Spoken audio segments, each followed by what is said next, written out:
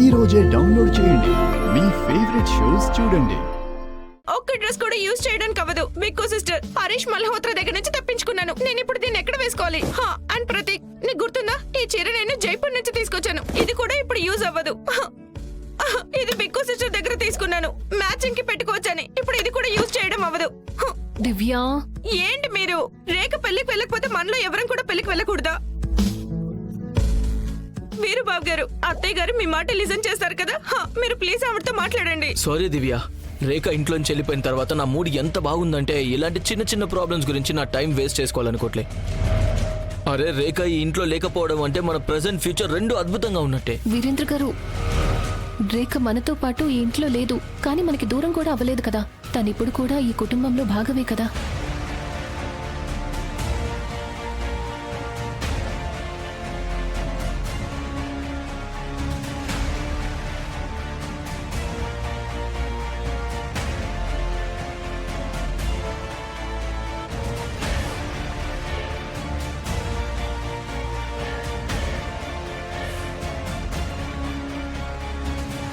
దివ్య, ప్రతీక్, మీరు పూర్ణిమ కంటే మంచి మనిషిని చూసారా? రేఖ ఈ ఇంటిని ముక్కలు చేయడానికి చూసింది, కానీ తిను తన గురించి ఇప్పటికీ మంచిగా ఆలోచిస్తుంది.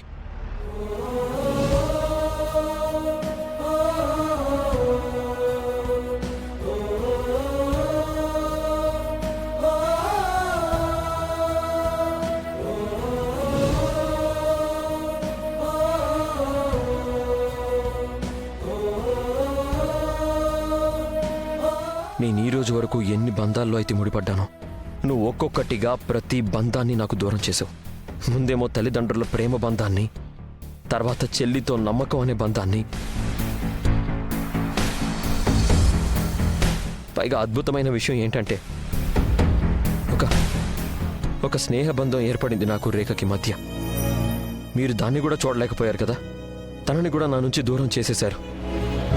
పైగా ఎంత దూరం చేశారంటే, ఎంత అనుకున్నా నేను తనని తిరిగి మళ్ళీ నా జీవితంలోకి తీసుకురాలేను.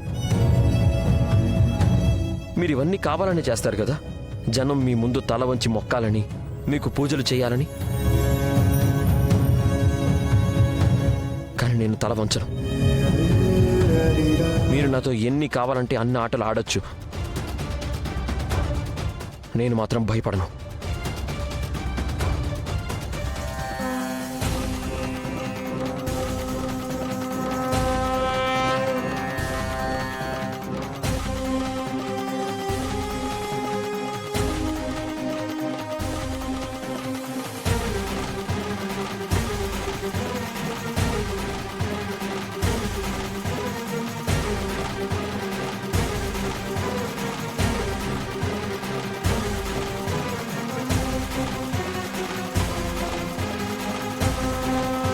అమ్మా దుర్గమ్మ తల్లి, మేము ఒక పెద్ద సుడిగుండంలో ఇరుక్కుపోయామమ్మా. నువ్వే మమ్మల్ని దీని నుంచి కాపాడగలుగుతావు.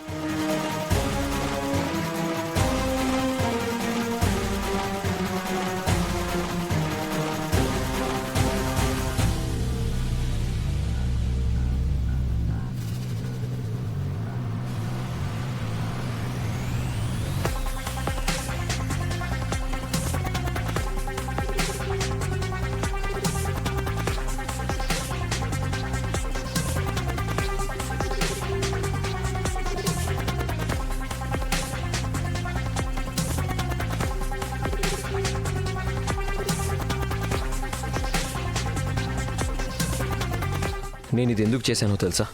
ఎందుకంటే ఒకవేళ నా ప్లేస్లో గనక రేఖ ఉండుంటే తను కూడా ఇదే చేసి ఉండేది. మీరు నా బంధాన్ని, రేఖ బంధాన్ని దూరం చేసేశారు, స్నేహాన్ని చేయలేదుగా. నేను ఈ స్నేహ బంధాన్ని నిలబెట్టుకుంటాను.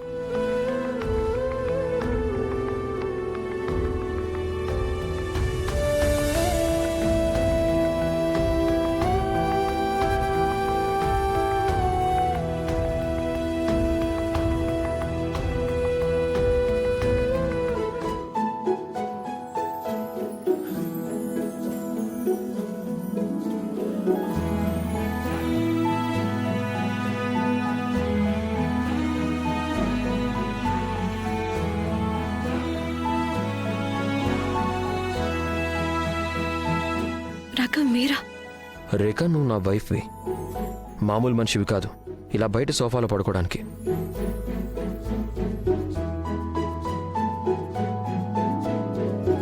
ఒకవేళ ఇది నిజమైతే మీరు నన్ను ఎందుకు వెళ్ళిపోనిచ్చారు? ఎందుకు ఆపలేదు? తప్పైపోయింది. నేను ఇప్పుడు తీసుకెళ్ళడానికి వచ్చాను కదా, పద నాతో పాటు రా.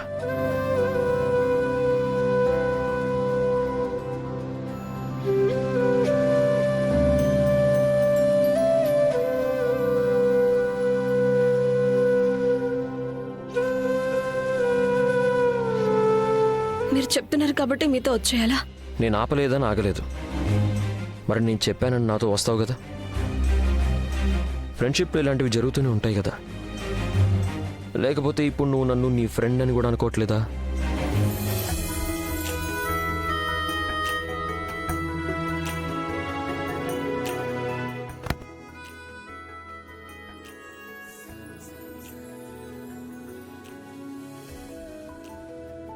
నేను మిమ్మల్ని నా సర్వస్వం అనుకుంటున్నాను రాఘవ్. ప్లీజ్ మళ్ళీ మీరెప్పుడు నన్ను ఇలా వెళ్ళిపోనివ్వకండి.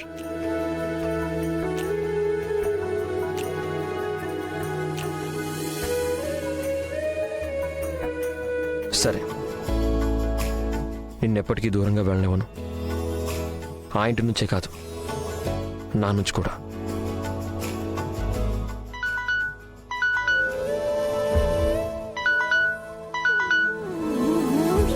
రాఘవ్,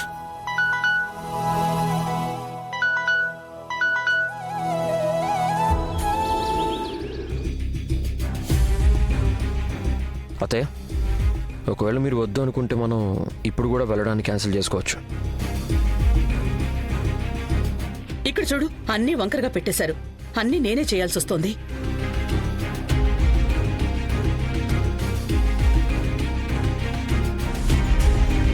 నీ మౌనమే చెప్తోందమ్మా ఏదో ఉందని. నీ ఒక్కదానికే తెలిసింది, మాలో ఎవ్వరికీ తెలియంది. పిన్ని గారు,